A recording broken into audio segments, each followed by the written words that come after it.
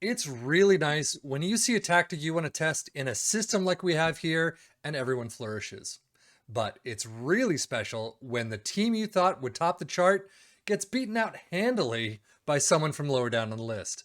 We got one of those for you today. Let's check it out.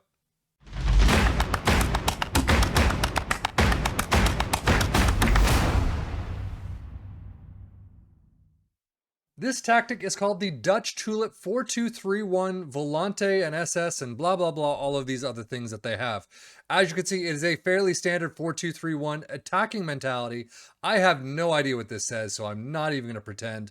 But it starts with a sweeper keeper in attack, two wingbacks on support, ball playing defenders in defend, a segundo volante on the left in support, a DM in support on the right, two inside forwards, one in support on the left, one in attack on the right, a shadow striker sitting behind an advanced forward. In possession, attacking width is fairly narrow, play out of defense, passing directness is shorter, tempo is slightly higher, low crosses in the final third, work the ball in the box, and be more expressive. In transition, counter press, counter, and roll it out. And then out of possession, high press line of engagement, higher defensive line, trigger press much more often, prevent short goalkeeper distribution, and drop off more. And of course, nothing in opposition instructions. Now, as we can see, what I was talking about in the beginning, Brentford have made their way into European spots, kicking the crap out of Manchester United. Granted, Manchester United is in the Conference League in ninth place with 55 points, but Brentford in sixth in the Europa League with 62 points. So, 7 points isn't an awful lot, but it's still a good distance. And as you can see, Nottingham Forest sitting all the way dead last with 26 points, just 20th place in the absolute bottom, handily relegated by 9 points and more. Schedule-wise for Manchester United, the first half of the season is doing fairly well. 3, 4, 5 losses and 3, 4, 5 draws. Everything else a nice win, a 3-0 win over Liverpool to start the season. Absolutely amazing. 2-0 over Chelsea. And then you get into the friendlies. And then post-World Cup, a lot more losses. Not great. You still have a great streak here. But then from Stoke all the way down, even through Ajax and Fulham, but 5-0 over Arsenal, 8-0 over Grimsby Town, 5-0 over Derby County, and then just Everton losing all the way. You've got 2 wins against Stoke and Sunderland, a win against Tottenham, Crystal Palace, but all this run here from Everton to Fulham, not great. Fulham having a 1-1 draw. I wonder how they're doing this season. But as you can see, they are doing fairly well in the European League round of 16, beating Ajax, coming out against Sturm Graz, and then just kicking the crap out of them 7-0. However, losing to Benfica, 1-4 away from home, 5-3 at home. So losing out in the semis, not the greatest, but finishing out with a win against Southampton 5-0 after losing to Man City 0-3. So as we move to Brentford, how did their schedule look? Not too bad, actually. You've still got 3 losses here, another round of 4 winless here, but you still have some green in there, so not too bad. And then spotty towards the end until you get to this Wolves match, 5-1 winners, and then just unbeaten through the rest of the season. So definitely not bad there. Losing out in the FA Cup third round, and then losing out in the EFL Cup second round right there. As with Nottingham Forest, who didn't do very well. You do actually start out the season fairly well. Wins against Fulham and Burnley, draws against Bournemouth and Brighton. Not too bad, but then all this from Chelsea all the way down to Everton. You do pick up a great win against Tottenham away from home, which is absolutely amazing. And then Aston Villa away from home. But overall, this season is not good, as you can definitely tell. Not picking up a single win from Bournemouth all the way through Liverpool. Only a 0-1 though.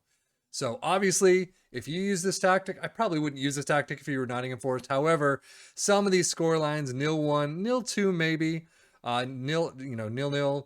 Some of these score lines, you can hopefully bring your own little touch to it and make them into wins, or at least some of them draws. So 1-2 against Liverpool. Wow, they just get pipped out by. Not too much though. But if we go back to Man City and the competitions, you can see Man City in 9th. Europa League knocked out in the semis. Emirates Cup knocked out in the 5th round. They do win the Carabao Cup, so they beat Tottenham in penalties.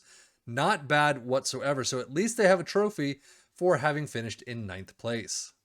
Man City crushing it with 101, Liverpool with 92, but Manchester United in 3rd place with 85, and they still end up in 9th. They must have conceded a heck of a lot. Brentford in 6th with 65, not too bad. Fewest shots, Manchester United with 453. Most possession, nobody. Dribbles made, Manchester United 949, Nottingham Forest with 877, and Brentford with 786. All three of them doing fairly well in this category. Fewest conceded, however, here's the deal. Brentford with 50 allowed in 38 appearances. Manchester United not even there. Nottingham Forest I would not expect anywhere near this top. Most shutouts, however, nobody there. Most tackles won, you've got all three. Nottingham Forest at 876. Manchester United only 872. I say only, but 4 down. And then Brentford a couple down from them. Best passing completions, most shot for Manchester United, Brentford, and Nottingham Forest all making the list. And then most point per game, Brentford the only one. So as we see the player overview, most goals, hauling there, of course, Ivan Toney with 29 goals, and then Ronaldo just down below with 26. Most assists, Darmsgaard with 14, Rashford with 12, and then Bruno Fernandes with 11. So most player of the match awards, Ivan Toney with 8. And as we go down this list, there's not a whole lot there. Wan-Bissaka with 135, most dribbles made. Fewest conceded, nobody. Most shutouts, nobody. Most tackles won, Brian Mbeumo, Brentford at 111. Most key passes, Eriksson, and Darmsgaard seems to be doing really well in this tactic. He's got a couple of pieces here and there. Ivan Toney with most shots at 104 and Ronaldo with 111. But as we look at some of the defending, team goals allowed, Ben Mee only at 16 out of 10 plus 7 appearances. So maybe they should have played him a little bit more. Tackles won, you can see Lingard with 117 and Brian Mbeumo with Brentford at 111 that we've already seen. So overall, Nottingham Forest doing the defensive work you would think of, except, having been all the way down in the list, unfortunately. But you do see some Brentford players in there. Keane Lewis-Potter with 3.57 tackles per 90. I'm definitely not going to go through all this. But some of the Brentford players are here and there. I'm actually surprised coming in 6th, they're not a little bit more towards the top. They must have really done a fantastic set of defending during the season. Brentford brought in Rade Krunic from Milan. Interesting. I've not seen him before. Nottingham Forest brought in Scarpa again, so I'm not even going to bother with them. Manchester United brought in Alex Scott, Joseph Schutalo we've already seen, so 48 million for Schutalo. But everyone else is pretty much the standard that they've seen before. So if this keeps happening, I'm probably not going to bring you a whole lot of the transfers unless it's just slightly different. But Scarpo, Schutalo, they've been there before. I think we've seen Alex Scott before from Bristol City. So that's just the standard transfers they make every single time, apparently. But as we finish off on the player stats, Cristiano Ronaldo with 40 goals over all competitions. Fernandes with 747. Fernandes again with 25 assists.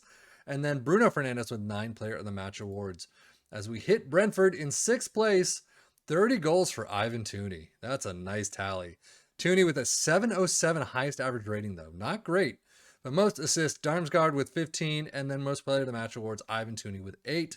And then finishing it off with Nottingham Forest, all the way dead last in 20th. Brennan Johnson with 9 goals, 689 for Morgan Gibbs-White in the highest average rating, 6 assists for Jesse Lingard. And then Jesse Lingard and Morgan Gibbs-White with 3 Player of the Match awards each. They did not do very well at all. Overall, as you can see, Brentford, we've seen them come in, in the European spots before. They did really well. Manchester United failing miserably in this, and Nottingham Forest failing just completely. So, Brentford, maybe something to take a look at. Everyone else, not so much. 62 points isn't a whopping tally, but it's definitely good enough in this season, at least, to come into European spots. Europa League with Liverpool crushing it with 86. And yeah, so that is the Dutch Tulip. Maybe I should try some of these tactics internationally. I think I've said that before. I've done it before, but maybe try Dutch Tulip with the Dutch team and see how they do. But that is the tactic. That is how it all worked, and that is how it all ended. I am Seffian FM for the Football Manager blog channel, saying thank you so much for watching. As always, take care and enjoy.